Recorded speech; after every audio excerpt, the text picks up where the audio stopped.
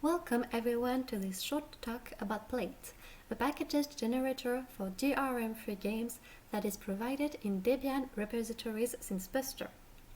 In the next dozen minutes or so, we are going to present this software and talk a bit about DRM issues. This talk is going to cover 4 topics. First, we will present the team behind this talk and the larger one working on play.it. Then we will explain what play.it does and how to use it. After that, a more technical description will follow, giving a quick description of its internals. Finally, we will end with the place it has in the current video game landscape. Let's start with a short presentation of our team.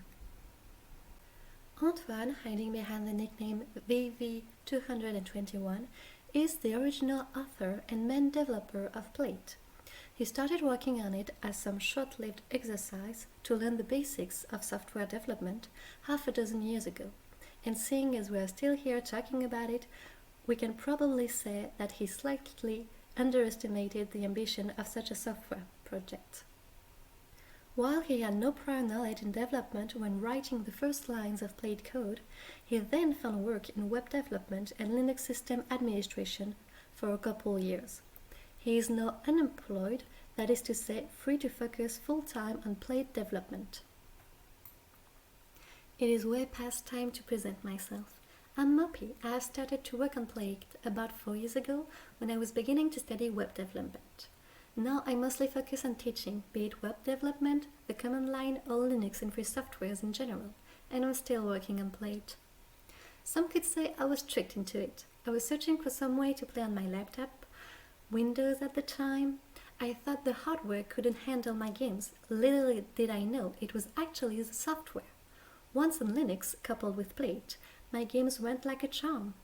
So I was hooked on play.it and I just had to continue working for it so I could add games I liked to the list of supported ones. Of course, the play.it team is more than just the 2 of us. In the last years, a dozen contributors helped in various ways. A couple of them are now regulars, while some others only joined us for punctual contributions. While our team is mostly a bunch of hobbyist developers who love video games but have no time to actually play any, some of us help in other fields too, like collecting games metadata to make our website a bit nicer, sharing news about play.it all over the internet, or of course packaging it for multiple distributions. Now that you have a better idea of who we are, let's have a look on play.it itself, starting by what it does and especially what it does not. While a lot of softwares, especially ones related to gaming, love to show off with a long list of features, play.it development is very focused on a single task. This means it is easy to differentiate it from other game-related software by what it does not, including downloading your games. That is left to any tool you wish to use. Installing your game. This is the role of your package manager. Actually launching your game.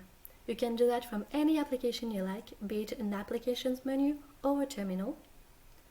Forcing you to update your game before being able to play it, meaning you can play with no issue on an offline computer. Tracking you and your friends to show each other who plays what, when, and how. So what does play.it actually do? Well, that's simple. It is focused on a single task, generating packages. play.it can work on a collection of messy, dirty, half-broken game installers, and from them it generates nice and clean packages that are ready to be fed to your packages manager.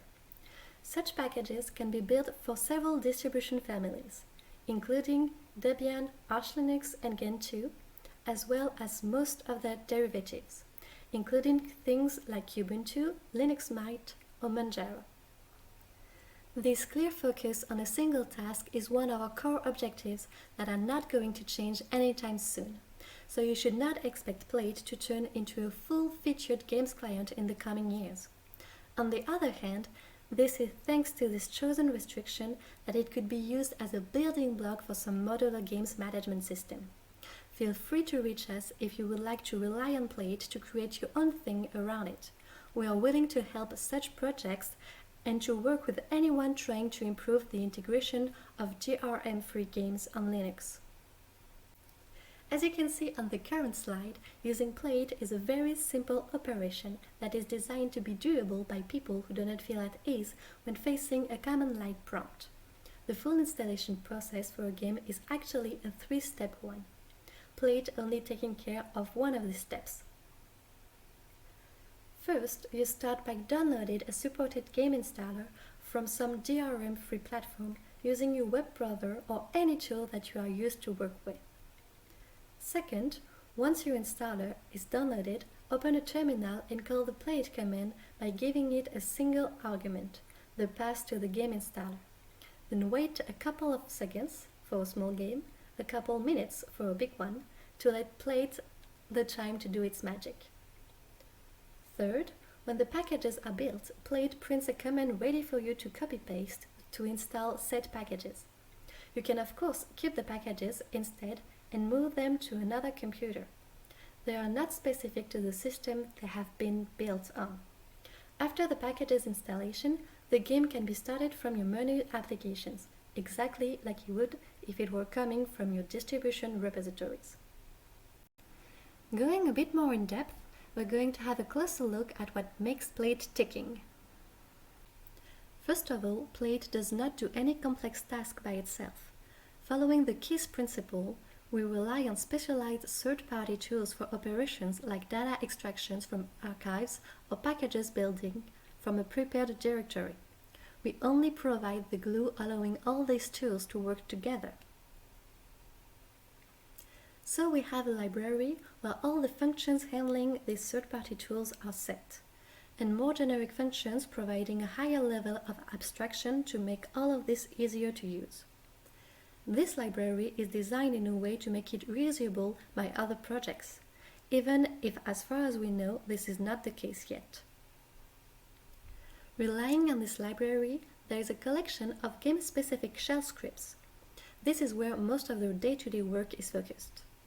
Each script targets the support of one single game, with a couple exceptions handling a couple very similar games from a single script.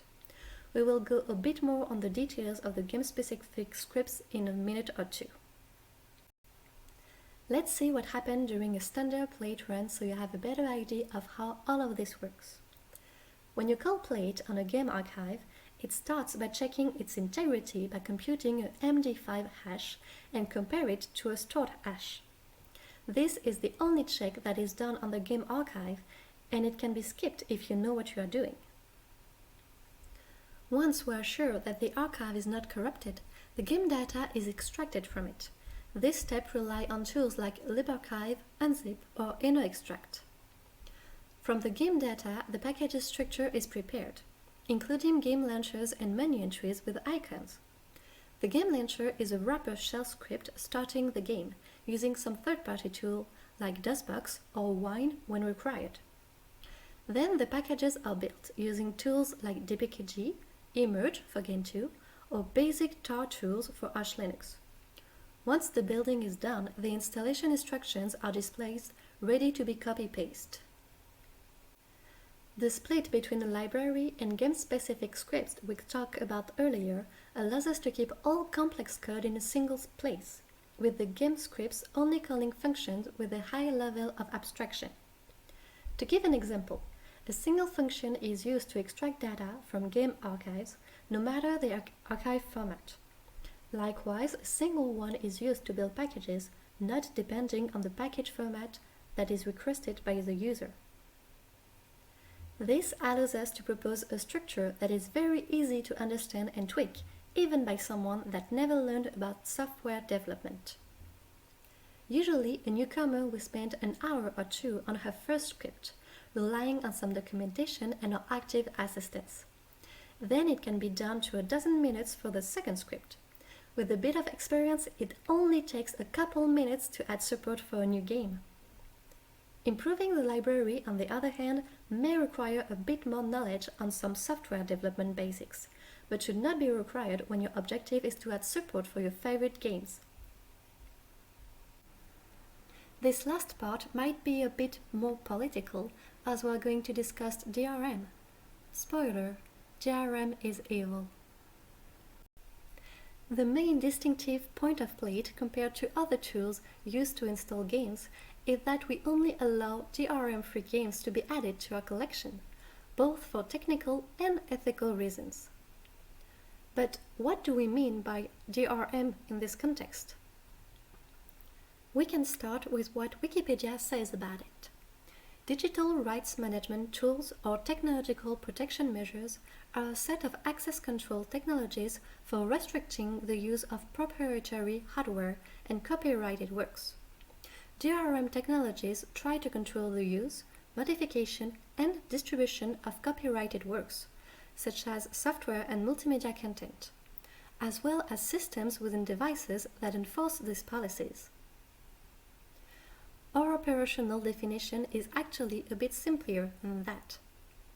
Is seen as a DRM by play.it any technical measure artificially preventing you to run a game in any way you want, or trying to lock you in a specific vendor.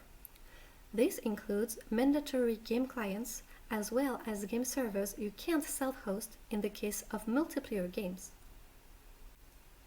DRM treats you as a criminal and actually entices you to act as one. This XKCD commit explained it quite well. Thinking of buying from audible.com or iTunes? Remember, if you pirate something, it's yours for life. You can take it anywhere and it will always work. But if you buy DRM locked media and you ever switch operating systems or new technology comes along, your collection could be lost. And if you try to keep it, you'll be a criminal. So remember, if you want a collection you can count on, pirate it. Hey, you'll be a criminal either way.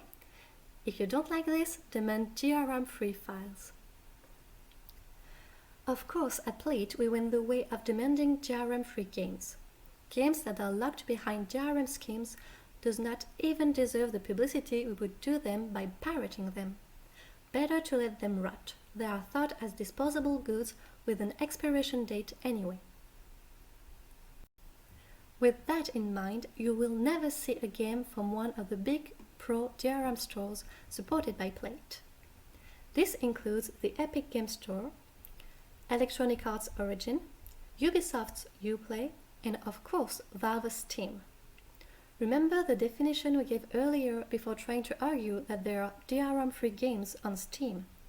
This is just an easy lie you tell yourself trying to rationalize your Stockholm Syndrome. These platforms are the worst thing that happened to video game players in the last decades, and with their huge marketing force and dirty psychological tricks, they actually managed to get loved by players. This is why alternatives like play.it focused on DRM-free gaming are required. We cannot let them occupy the full space, otherwise we would be facing a bleak future full of Google Stadia and other awful Netflix-like fast food platforms. That's all for today. We hope you learned a thing or two from this presentation. Feel free to join us at any time on RRC to discuss any topic related to video games or DRM issues. Our contact details can be found on our website. Okay, thank you for that talk. That was by Antoine Le Gonidec and Mopi. If anyone has any questions, please ask in the IRC channel or put them in the pad, which you can see if somebody's doing at the moment. So what is needed to add support for new games? Is it complicated?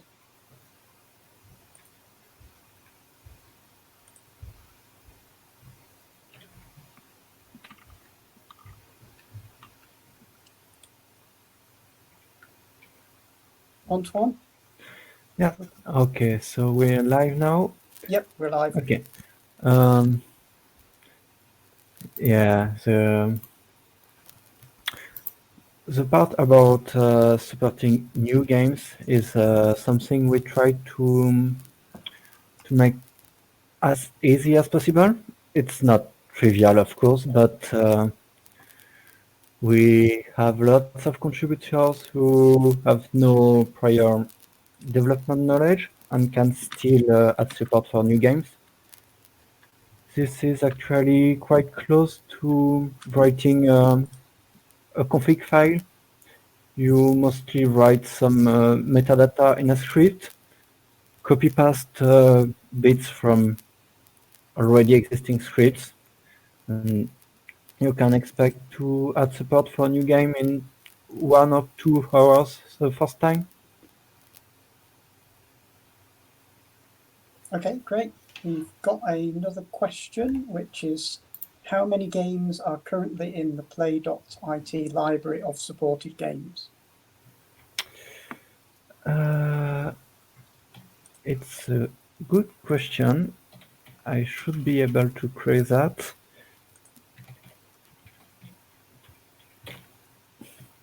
Current version supports a bit more than 600 games. Okay, cool. We've got another question. Does play.it work with games that require compatibility layers, such as Wine, or is it exclusive to native games? Yeah.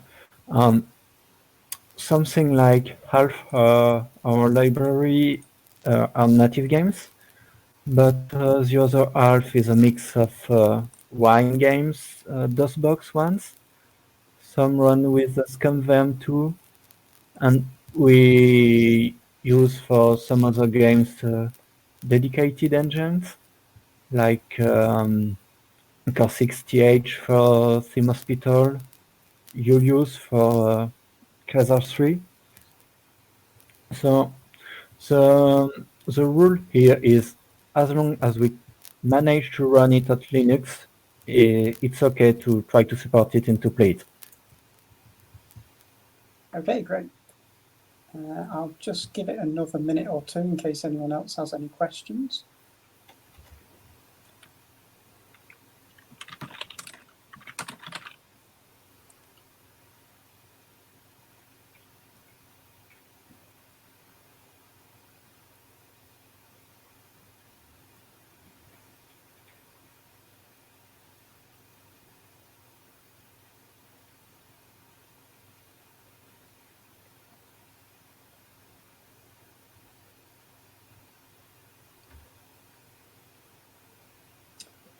So we just had another question come in, which is, how long have you been working on play.it? It's a tricky one because when I started working on it, it's the time I started learning to use my tools too. So at some point I managed to destroy all history, all code history. So I managed to go as far back as roughly 5 years ago. And I think, yeah, it started around 2015. Okay, and we've got one final question. Is play.it a good way to create packages for the Debian archive, or is it just for personal use? No, it's not a good solution for the Debian archive for two main reasons. The first one is we don't have source packages. It's only binary packages. And the second is that we do not want to kind of steal work from our maintainers. So play.it is not expected to support any open source games. So open source engine with non-free data is okay, but something that is truly and fully open source should be packaged using the standard ways, not using play.it. Fantastic. Okay, I'm afraid we've run out of time for questions. There are quite a few coming in the pad, so this does seem to have been a very popular and interesting talk. But we've got to switch. We're going to switch now to a loop while we prepare for the next talk, which will be in about 10 minutes' time. Thank you, Antoine and Mopi, for your talk. It's available online, so if anyone wants to rewatch it, you can do so later as well. Thank you very much. Thank you. Thanks.